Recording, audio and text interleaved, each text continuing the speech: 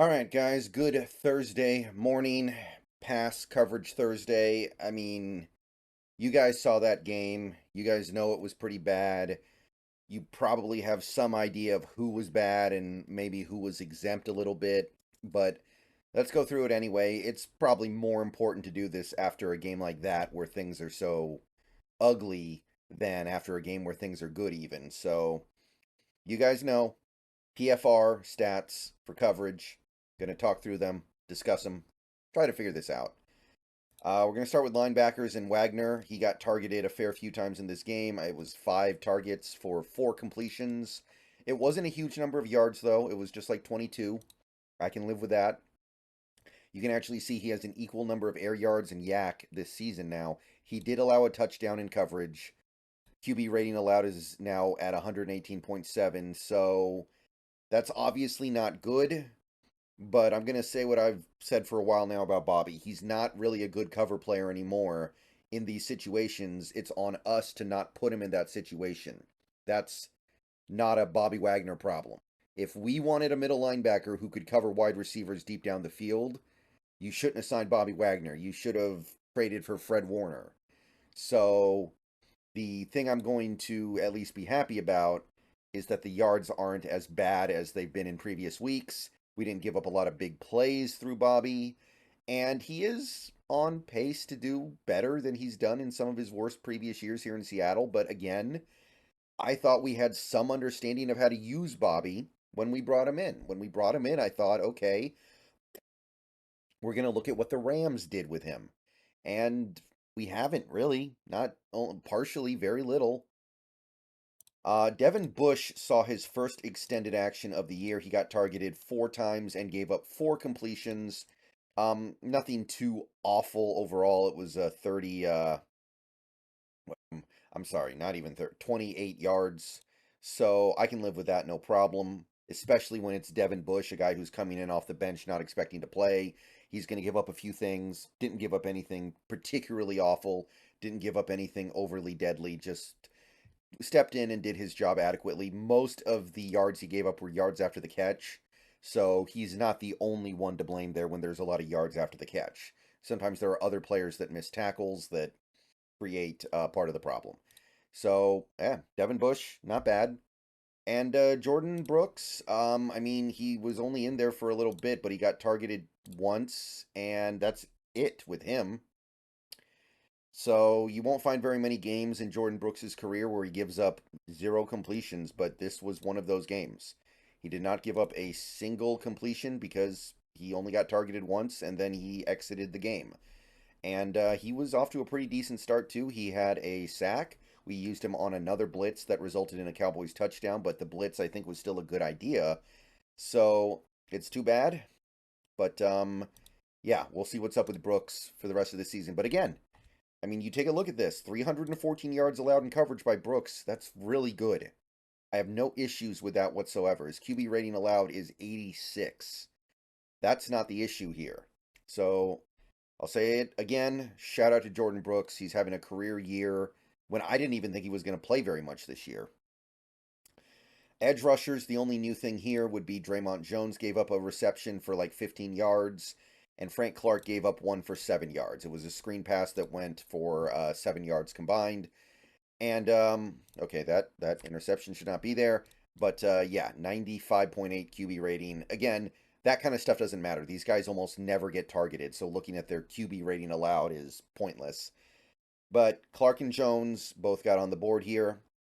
Now we go to cornerbacks, and this is where things did get messy. And remember, everything I'm about to say does not include penalties.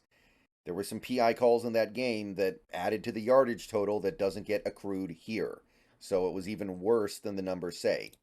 Like Tariq Woolen, you could say he got picked on. 9 targets. And of those 9 targets, 7 of them were completed, and he gave up a decent chunk of yards, almost 50, 45. When combine that with his penalty yards, you're probably looking at well over 100. So I'm not here to completely drill Woolen. I understand that some of those calls were not good, but realistically, he still didn't have a good game. Even if you take those penalties out, he got picked on, and Dallas found a lot of success over there. QB rating allowed is 71.7. So it's still good, but it's definitely a setback of a game. Witherspoon, not really much better, unfortunately. He got targeted 8 times in this game. Let me, 4 completions, which that's not too bad, but again, the penalties are a big deal. He gave up over 50 yards, over 60 yards, 65 total yards, plus the penalty yards, and he gave up another touchdown. So his QB rating allowed is actually starting to creep up, mostly because of the touchdowns. And for all of his ball hawking abilities, for all his abilities to get to the ball, he's not really getting interceptions. He's only got the one. So Witherspoon's still playing great football, still having a great season. I'm not calling him out necessarily. I don't think he played terrible, but it was a difficult game for him, and he'll learn from it. I'm sure. I no doubt. Mike Jackson didn't play enough to get targeted. Trey Brown did get targeted just a little bit in this game, 4 times, gave up a grand total of 2 completions. Nothing too awful, 30 yards total in coverage. In a game like that, when you're not getting a ton of pass rush, 30 yards from your starting, or, well, not starting, but one of your key cornerbacks, totally workable. Still having a good season, still grinding out there. QB rating allowed now lower than Devin Witherspoon. Wow.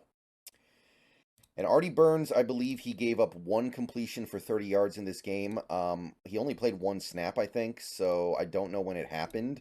And it was actually a 41-yarder, but I guess he quickly proved why we don't play him and came back out. I honestly cannot remember the play off the top of my head. The game was so long ago, I can't even remember the play.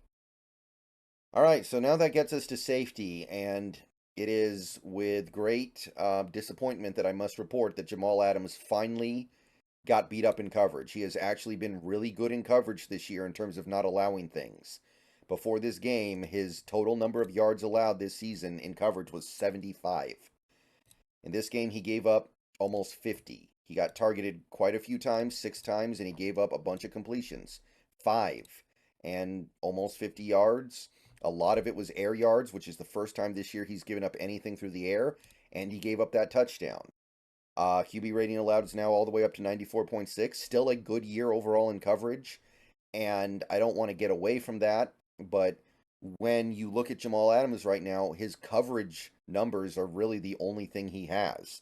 And I know that sounds weird to say, but really, if Jamal Adams wasn't really locked down in coverage this year like this would be unwatchable. This would be unplayable. He can't tackle and he's not blitzing effectively. We don't really blitz him at all. So when we do, it's so few and far between. It feels like it doesn't matter. So yeah, we can't afford stuff like this when he's already kind of hanging by a thread. Quandre Diggs, not so bad this time. He got targeted twice. Let me make sure I get the numbers right here. He gave up 1 completion, and it was for less than 20 yards. Not a huge deal. But overall, his season remains underwhelming. QB rating allowed in coverage of 100.2. And Julian Love, not a huge amount of action out there. He got targeted twice, gave up 1 completion, and I don't think it was for, 12 yards. That's fine. That's your safeties. None of the other safeties played. And, yeah, you add it all up, and that's how you get there. So nobody individually got completely drilled, but enough people got beat. All right, I'll see you guys later. Go Hawks. More videos coming later. And that's how you give up almost 300 yards, 3 touchdowns, and 41 points in a game. See you later. Go Hawks.